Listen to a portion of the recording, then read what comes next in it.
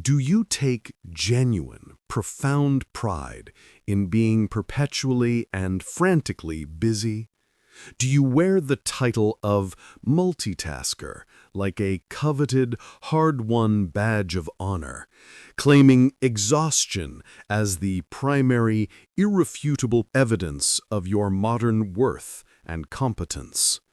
The painful, unavoidable truth we must confront is this: you are not productive, you are successfully hiding. Busyness has become the most universally accepted, applauded, and potent form of psychological avoidance available in the 21st century. This is not simply a matter of poor time management or a temporary spike in your schedule. This is a complex, active, and deeply rooted psychological defense mechanism. Consider your entire daily routine: the constant email monitoring, the compulsive social media notifications, the relentless queue of streaming series. This is not a series of unfortunate, random habits. It is a powerful, personalized, chemical anesthesia. We compulsively fill our lives with noise and perpetual, frantic motion to avoid the one thing we fear most: voluntary stillness. The quiet stillness that would force us to finally meet our true selves, confront our deepest silent anxieties, and address the crushing demands of our unaddressed emotional pain. This fear of the internal void is not a contemporary failure. It is ancient, etched into the structure of our consciousness.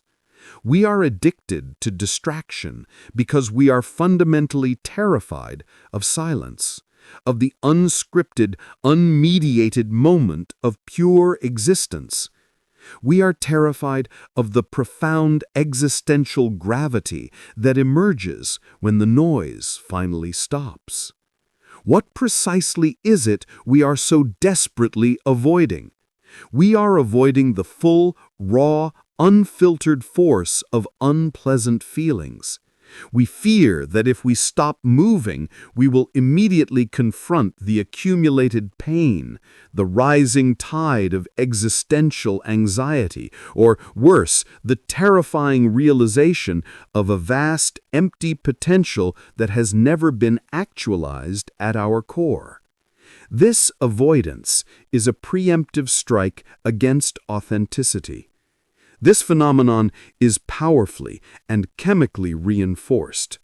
The constant stream of notifications, the thrill of checking off 1,000 minor tasks, these actions provide a cheap, rapid hit of dopamine and adrenaline.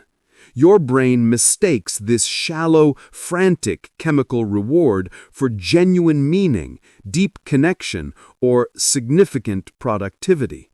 You are not pursuing a goal, you are chasing a chemical high designed to temporarily prove that you are alive and important.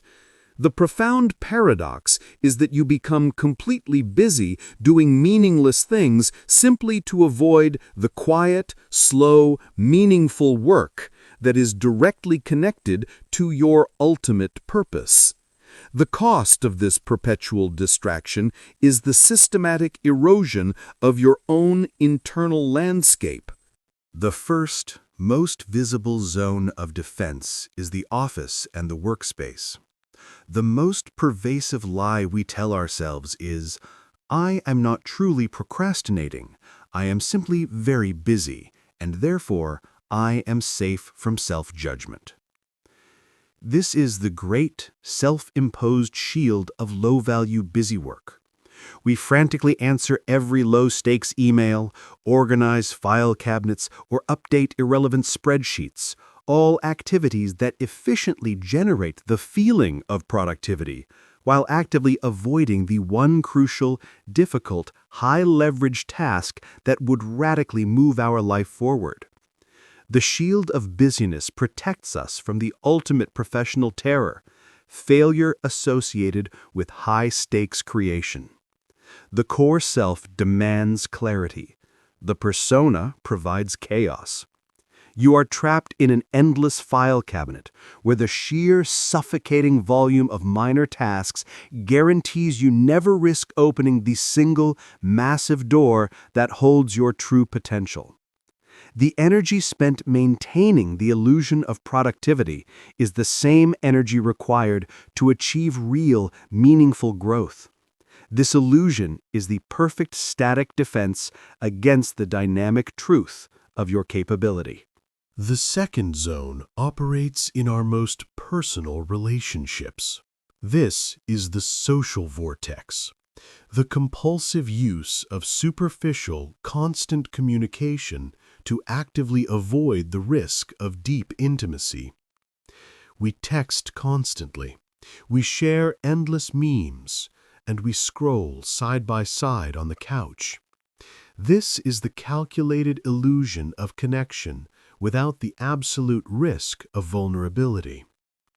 Genuine intimacy requires stillness, sustained, undivided attention, and the painful act of revealing your true, imperfect self.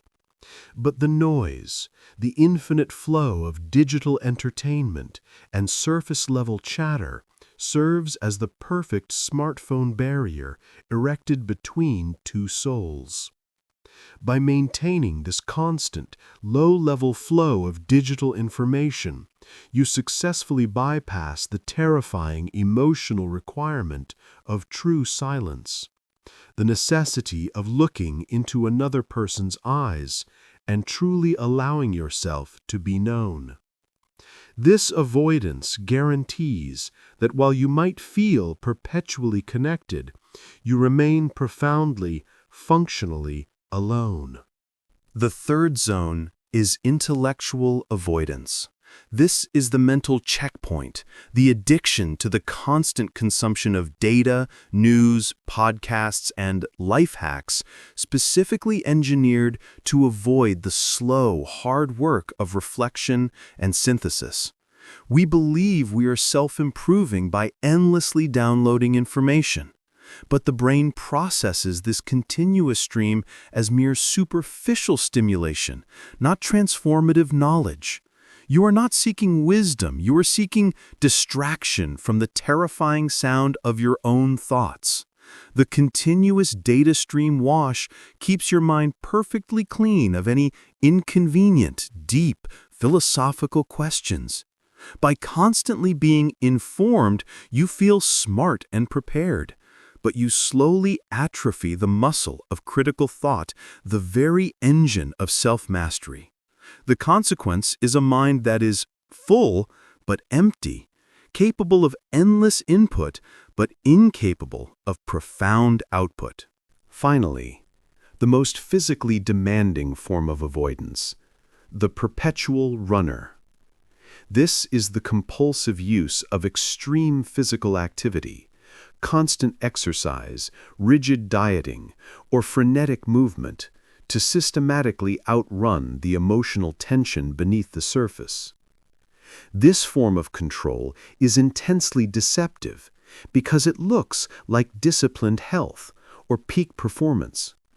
But when physical activity becomes compulsive, it is often a tool used to silence the internal emotional noise. The sheer exhaustion from the treadmill replaces the anxiety of the mind.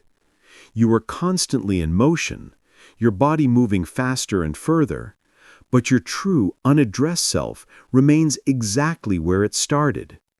The ultimate consequence is a life lived at maximum physical speed, but with zero intentional spiritual direction.